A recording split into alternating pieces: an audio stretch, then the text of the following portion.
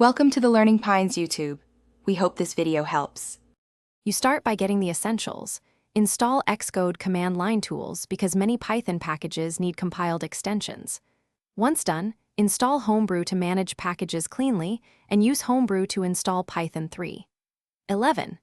Next, create a project folder, then make and activate a virtual environment with Python mvenv so system Python stays untouched. Make sure to run source venv/bin/activate. This keeps dependencies local and reproducible, crucial for notebooks and future sharing. Now you install Jupyter and the kernel. First upgrade pip, setup tools, and wheel to avoid build problems. Then pip install Jupyter Lab Notebook ipykernel so you have both classic and modern interfaces. Once installed, register your virtualenv as a kernel with Python m ipykernel install username myenv display name Python myenv. This ensures notebooks use the right interpreter.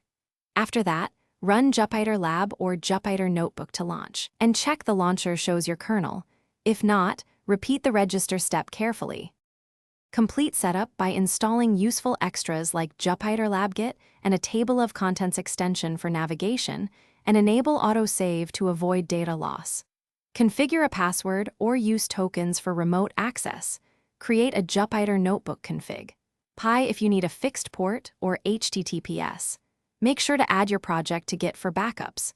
If something goes wrong, restart the environment and reinstall the ipykernel in the active venv. This fixes most kernel mismatch or missing package problems quickly. Thanks for watching. Consider subscribing if we helped you.